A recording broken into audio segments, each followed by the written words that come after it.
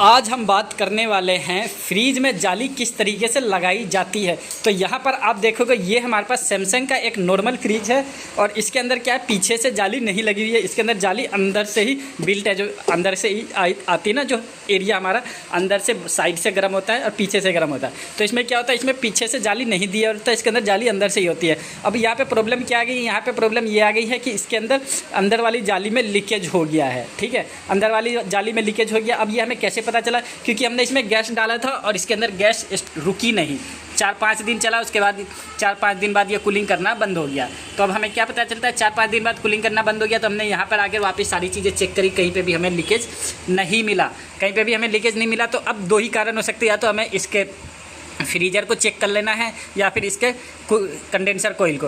लेकिन हम इतना टाइम नहीं है हमारे पास कि हम इनको सभी चीज़ों को चेक करें। अगर आपके पास 10 ऐसी कंप्लेन आती है तो उसमें 8 बार क्या हुआ, 8 बार में आपका कंडेंसर कोयल ही प्रॉब्लम होता है। तो यहाँ पे भी मुझे पता है कंडेंसर कोयल मैं चेंज करूँगा, ठीक हो जाएगा, क्योंकि 10 में से 8 में ऐसी समस्या होती है। कंडेंसर कोयल आप चेंज कर दो, आपकी प्रॉब्लम सॉल्व हो जाएगी। ठीक है, तो हम भी यहाँ पे क्या करने वाले, कंडेंसर कोयल को चेंज यहाँ पे लगाने वाले बाहर में पीछे की तरफ से। तो इसको कैसे लगाएंगे, सबसे पहले तो लोगों के मन में एक सवाल होता है कि इसको टांगना कैसे, क्या करना है क्या नहीं करना है। तो इसके लिए यहाँ पे मैं आपको दिखा दूँ, जिप्सन स्क्रू है, क्या बोलते हैं इसको, जिप्सन स्क्रू। और जिप्सन स्क्रू को हमने, उसके बाद हमें जिप्सन स्क्रू को इसके अंदर लगा लेना है। एक वार्सल लिया हमने, इस वार्सल में हमें इस जिप्सन स्क्रू को लगा लेना है।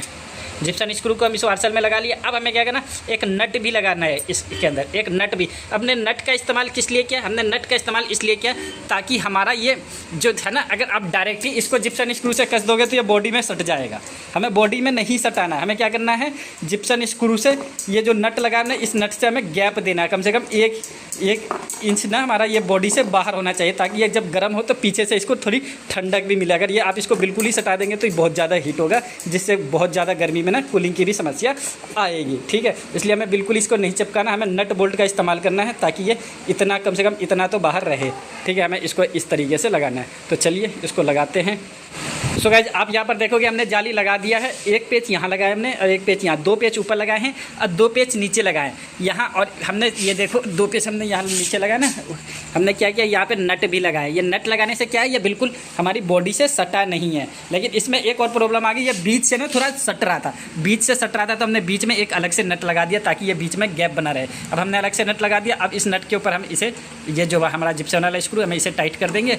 उसके बाद ये हमारा कंप्लीट हो जाएगा। हमें बिल्कुल भी बॉडी से गैप बना के रखना, बिल्कुल बॉडी में सटाना नहीं है। अक्सर मैंने देखा है बहुत से मैकेनिक ऐसा करते हैं, वो बिल्कुल ही डायरेक्ट लेते, जिप्सन स्क्रू ऊपर ही ऊपर मार देते हैं। ऐसा नहीं करना है। ऐसा करने से क्या होगा, ये गर्मी, जब बहुत ज़्यादा गर्मी पड़ेगी ना तो कूलिंग नहीं करेगा ये। ठीक है, ये बिल्कुल भी कूलिंग नहीं करेगा, बिल्कुल भी नहीं, मतलब ठीक से कूलिंग नहीं करेगा। तो आपको क्या करना है, कम से कम एक नट लगाना है। तो यहाँ पे हम इस नट को भी लगा लेते हैं। सारी नट अच्छे तरीके से लगा दिया है, 5 स्क्रू लगाए हमने, देख सकते हैं आप, 1 2 तीसरा यहाँ बीच में लगा दिया, चौथा, 5वां, 2 ऊपर 2 नीचे, 1 बीच में।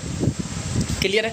आपके मन में एक सवाल होगा, जिप्सन स्क्रू हमने लगाया कैसे। मैं अपने हाथों से ही वीडियो बना रहा हूँ, तो जिसकी वजह से मैं आपको दिखा नहीं सका और मेरे पास अभी ट्राइपॉड भी नहीं है। तो मैं आपको बता दूँ, जिप्सन स्क्रू का हमने इस्तेमाल इसलिए किया है क्योंकि जिप्सन स्क्रू से अगर हम इसके अंदर होल्ड कर रहे हैं ना, तो हमें कुछ भी नहीं करने की जरूरत है। मैं थोड़ा सा जिप्सन स्क्रू लगाता हूँ और पेचकस से घुमाता हूँ ना, ऑटोमेटिक इसके अंदर छेद हो जाता है। इसकी बॉडी बहुत ज़्यादा हार्ड नहीं होती है, पहली बात तो ये, इसकी बॉडी बहुत ज़्यादा हार्ड नहीं होती है, इसकी वजह से ये आसानी से चला जाता है।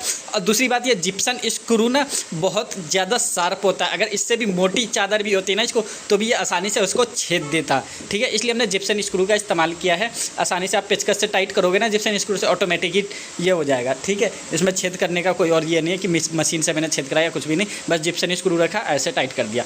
मन में एक सवाल रहा होगा, वो मैंने क्लियर कर दिया शायद। ठीक है, अब ये क्लियर हो गया। अब यहाँ पर हमारे कंडेंसर कोयल के दो छेद होते हैं, जैसे 2 पाइप निकलते हैं ना। एक यहाँ पर हमारा ये वाला पाइप है, जो कि हमने यहाँ अपने ड्रायर में या फिर फ़िल्टर कह लो आप, फ़िल्टर में लगा दिया हमने। ठीक है, ये वाला हमने फ़िल्टर में लगा दिया और फ़िल्टर वाला हमारा ये कैपलरी में लग गया।